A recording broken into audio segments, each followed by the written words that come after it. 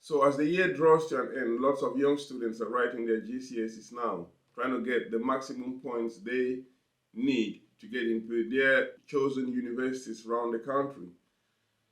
It's the same dream for mature students and immigrants who came to this country from all parts of the world. Most people dream of getting back into education somehow. And this video is for that. This video is to list out how you can use alternative ways to get back into education in your new country of residence. This is TTM Studio. My name is Emmanuel Fonquen. I'm a registered architect working here in the UK. So a few years ago, I was in the same predicament. I had arrived in this country from my mother country and worked in a few jobs. I worked in Asdas, I worked in cafes, and I always dreamt of going back into education. Now, the problem was I could only have access to my GCSE transcript.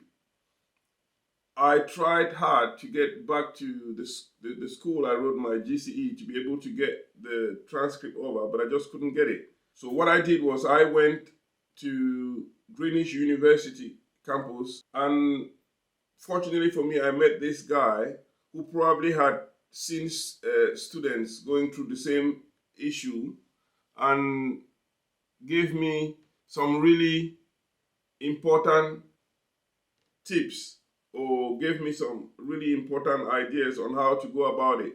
And it's those ideas that I want to list here. I've advised a few people about it.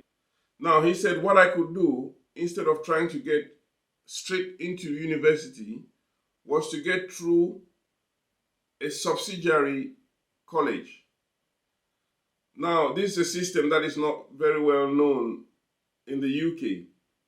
So most main universities have subsidiary colleges like Bexley College, Mid-Kent, Chatham College, and Bromley College, who still offer the same subjects like you will do in the first year in the main campus. So what he advised me was to get into this college, start by doing these subjects, and then if I get my higher national diploma from this college, I can use it to do my second and third year, depending on what subject I wanted to do. Now, with architecture, obviously, it's different because when you do the first year of HND in architecture, you still go back to the main university and start from the first year. Other studies like building studies, other subjects like building studies and finance and pharmacy, you can go on and go to second year and third year. So how do you do to get into a subsidiary college? You have three requirements. You have work experience and any transcript that proves where you ended your education from your country, and a robust personal statement of 1,000 words. So I went back to ASDA and had a letter written by my employer at the time, or the manager at the time, and I had a letter from him proving that I had worked in ASDAS for 2 years. And I went back to the previous cafe I'd been working with as well and got a letter showing that I'd worked there for 8 months. Now I put this letter together and I wrote myself a personal statement of 1,000 words. And then I submitted the transcript of GCSE I had to UCAS, and that amounted to 40 points. So with those three, I applied for a place in Bexley College. So I was admitted in Bexley College and I studied architectural design there. Remember that the main focus was to get back into university. So whilst I had got my admission into Bexley College, I had my eyes on the big prize. So I went back to University of Greenwich to find out what are the conditions to get in the School of Architecture. I needed a portfolio, I needed a personal statement, and I needed at least 120 UCAS points. So I had gotten into Bexley College and I was studying a HND at the time. So that HND was 80 points. I had also given them my transcript, which was 40 points, 40 UCAS points.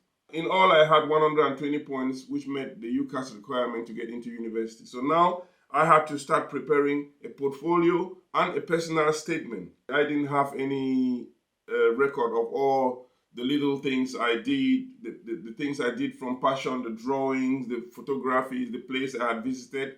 I didn't keep all this record because I didn't quite know at the time that I was going to be trying to get into architecture. So what I did was I rekindled my passion for drawing.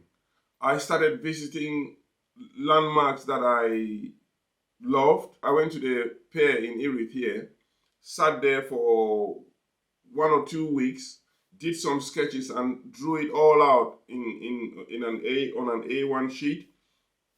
I went to Queen Elizabeth Bridge as well, did some drawings there, and collected some pictures of different places I had been around the world, and the experience as well, wrote them down in my personal statement. So when I finished my HND at Bexley College, I put this portfolio together, and one thing that also helped a lot was because I come from the grass fields of Cameroon, the grass field region, the northwest region, and one highlight of our culture is geometric arts. There's a lot of rich geometric arts and color from this area of Cameroon, and it's something that I liked when I was young. So I did a lot of collages with this art form and geometric shapes and added them to my portfolio. And fortunately for me, when I went in for the interview, well, I did 3 interviews. I did one from Brighton, one from South Bank, and one from Greenwich. And I got called for all the interviews, but I'd always wanted to get into Greenwich. So I chose Greenwich and went there to do my BA in architecture.